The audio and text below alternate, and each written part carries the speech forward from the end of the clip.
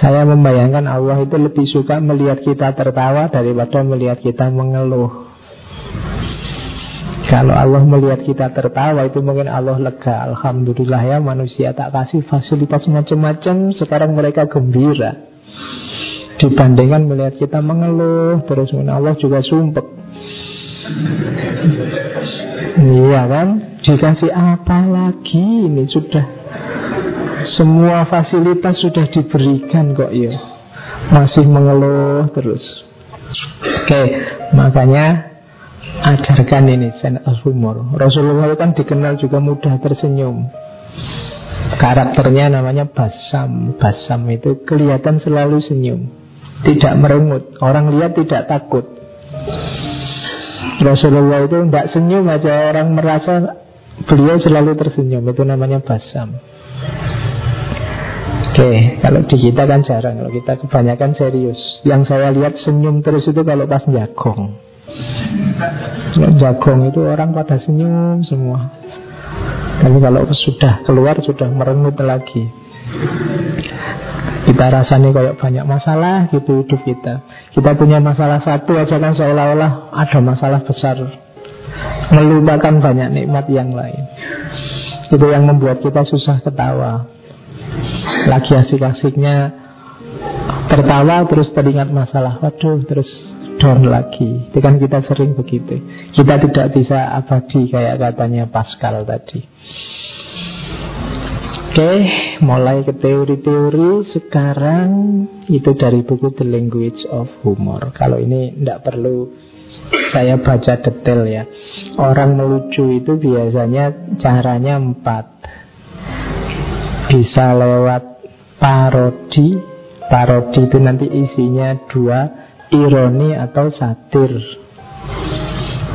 Jadi tiruan yang isinya nyindir biasanya. Satir, kalian kan kadang-kadang lihat orang yang gaya satir. Satir itu jadi ya melecehkan, merendahkan, meniru, menyindir, cuma dengan cara ngomong kebalikannya. Misalnya, santri ngaji filsafat itu isinya soleh-soleh semua. Orang itu kan, ini kan satir namanya. Jadi masa iya kan gitu. Itu memahaminya kebalikannya, pakai bahasa-bahasa ironi. Jadi atau permainan kata. Itu kan ada kan banyak orang yang sekarang untuk melucunya, komedinya itu main-main dengan kata-kata. Misalnya, kalau santri ngaji ini tidak ada yang jelek, yang sangat jelek banyak. Nah, itu kan main kata-kata. Orang membayangkan kemana, dia beloknya kemana. Oke. Jadi yang kedua itu, atau nabrak tabu, itu biasanya lucu juga. Cuma hati-hati kalau ini. Kalau ada pendapat yang bilang sebenarnya kalau bikin lucu itu gampang, ngomonglah tentang seks. Itu mesti terus orang ketawa. Kamu ngomong aja bingung-bingung ke situ, itu biasanya orang ketawa. Cara paling gampang, tapi harus hati-hati. Itu namanya trik ketiga, nabrak tabu. Jadi larangan-larangan yang sekiranya orang pantang, itu biasanya orang beraninya ngomong waktu dia melucu. Kalau pas serius tidak berani dia ngomong. Wah ini nek pas ndagel, ngomong saru-saru waktu ndagel. Begitu turun panggung, kamu tadi ngomong apa? Oh enggak, itu kan cuma guyon. Kenapa? Ini ragam humor itu memang antara lain begitu, nabrak tabu-tabu yang dalam kondisi normal tidak berani ngomong, beraninya lewat humor. Kadang-kadang kan agama juga gitu kan, termasuk apalagi itu adat-adat, tradisi kita ngomong. Nah itu gaya ketiga. Jadi orang itu kalau ingin melucu antara lain pakai gaya itu. Atau gaya keempat. Gaya keempat ini observasi, melihat fakta-fakta lucu di lapangan terus diceritakan. Itu gaya keempat. Jadi kalau kamu susah mengarang sendiri, menyambung-nyambungkan dengan yang lucu-lucu, kamu cari aja di sekelilingmu yang fakta-fakta lucu. Kalau kalian sering dapat video pendek-pendek tentang orang jatuh lah, tentang orang kepreset lah, itu kan fakta-fakta lucu, itu namanya observasional. Jadi mungkin kamu tidak bisa memproduksi sendiri, bisamu kamu cuma share. Nah, kamu cari fakta-fakta lucu, diceritakan atau dibagikan, di-sharekan ke orang lain. Nah, itu trik yang keempat. Kalau yang pertama sama yang kedua, kamu butuh cerdas. Yang ketiga, kamu butuh berani mati. Ya, karena ini nabrak tabu. Tapi ya lucu, kalau kehabisan bahan biasanya orang lari yang ketiga ini. Itu paling gampang. Atau yang keempat. Kalau yang keempat ini kamu butuh tekun untuk nyari, dicermati data yang banyak dari masyarakat. Misalnya nyari yang pakai sarung, terus kamu observasi, itu yang pakai sarung pakai daleman Pak, misalnya kayak gitu loh. Jadi observasional. Jadi ada 4 ragamnya humor. Kalau ini fungsinya, jangan salah, humor fungsinya banyak. Yang pertama jelas, menggembirakan. Jadi ini primernya ini, membuat gembira, membuat ceria. Yang kedua katarsis. Katarsis itu semacam pembersihan dari kesumpekan, dari keruwetan hidupmu, jadi pelampiasannya antara lain lewat humor.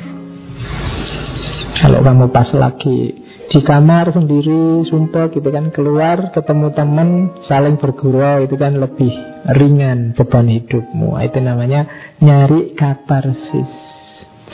Atau kalau tidak bisa bikin humor sendiri, mungkin kamu buka-buka internet, buka-buka YouTube untuk nyari yang lucu-lucu. Itu kan sebagai apa? Katarsis, pembersihan. Jadi hidupmu ya jangan serius terus, karena ini yang di dalam ini sumpeknya sudah numpuk. Maka bersihkan itu, namanya lewat katarsis. Yang ketiga, defense mechanism. Defense mechanism itu mekanisme pembelaan diri. Kadang-kadang misalnya yang muda-muda pinginnya ngeritik, pinginnya apalagi tidak puas dengan situasi sekelilingnya, cuma ngomong langsung tidak berani. Kalau ngomong langsung bisa bonyok kita. Misalnya jalannya gimana? Humor. Jadi membuat orang, kalau humor itu kan orang tidak berani balas dendam ke kita, wong humor kok. Misalnya defense mechanism itu kamu humor apa? Ada pejabat naik mobil kecelakaan, supirnya kegarota, terus pejabatnya gimana? Pejabatnya selamat. Loh kok bisa? Kan pejabatnya tidak mungkin kegarota, wong dia apa punya otak misalnya. Loh, ya kan? Kayak gini ini kan orang tidak berani marah-marah. Oh, ini cuma humor kok Pak, kan gitu. Cuma sumpekmu kamu lampiaskan di humor. Orang tidak berani ngeritik sudah. Kalau sudah humor itu kan, oh iya, wong itu guyon kok. Kadang-kadang kan kita gitu, ngeritik-ngeritik banget. Enggak, itu cuma guyon kok Pak. Begitu kita ngomong, ini cuma humor, ini cuma gurauan kok. Ya sudah. Makanya kapan itu saya lihat ada video stand up comedy di depan DPR. Itu kan isinya yuk mengkritik DPR habis-habisan. Tapi DPR ya ketawa-ketawa saja, karena dia tahu kenapa. Itu humor, itu namanya defense mechanism. Jadi dengan itu kita selamat. Nah, itu kan enak. Misalnya kamu nembak pacarmu, kamu mau gak sama aku? Kok kamu berani nembak? Anda ini guyon kok.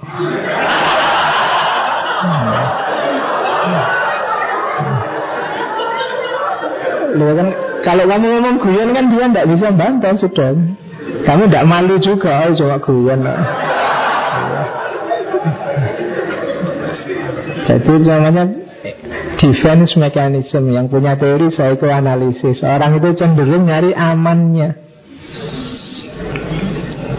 Meskipun ingin marah-marah, kalau diawali dari guyon, nah itu sudah selesai. Kamu misalnya mau maki-maki temenmu, kamu boleh, ini permisi ya, saya mau dagel sebentar itu. Terus pisuano itu, dia susah, oh itu cuma dagel loh, tidak serius. Nah, itu namanya defense mechanism, mekanisme pembelaan diri. Atau yang keempat, kesadaran kritik dan introspeksi. Jadi orang itu kadang-kadang sadar ketika orang ngeritik dia, atau ketika dia introspeksi tentang dirinya sendiri lewat jalur humor. Jadi ketika tadi misalnya pejabatnya ada cerita kecelakaan tadi, terus pejabatnya mikir, iya ya, aku ini punya otak enggak ya? Nah, yang kayak gini nih namanya jadi bahan introspeksi. Dari guyonan itu kan dia tidak tersinggung, tapi bisa introspeksi. Dia merasa nama baiknya tidak tercemar, wong itu cuma guyon kok. Itu defense mechanism tadi. Tapi kelanjutannya bisa membuat orang introspeksi. Jadi dari kritik menuju introspeksi, jadi melahirkan kesadaran-kesadaran baru. Kadang-kadang banyak hal dari guyonan itu melahirkan kesadaran baru. Orang jadi setelah guyonannya selesai terus mikir, iya ya, kok bisa ya begitu, dan seterusnya. Oke, jadi itu fungsi individual untuk kita yang suka dengan humor. Yang pertama pasti gembira, katarsis. Katarsis itu pembersihan. Kalau bahasanya tasawuf semacam tahalli, defense mechanism, kita nyari selamat, nyari aman. Dan yang ketiga kita kritis, introspeksi. Jadi jangan dikira ini hanya santai untuk ternyata manfaatnya banyak. Jadi kalau orang Jawa ada urip itu mampir ngombe, ya mampir ngombe plus guyon. Jadi urip itu ya mampir guyon. Jadi kenapa santai tapi ada manfaatnya. Guyon itu apa ya? Kalau perjalanan kita kan sering pakai analogi hidup, itu harus ngegas dan ngerem, tapi juga harus santai-santai juga di rest area. Kalau ngegas dan ngerem terus ya capek. Nah, kita santai sekali-sekali di rest area, itu guyonnya. Jadi ada positif, ada negatif, ada santai-santai.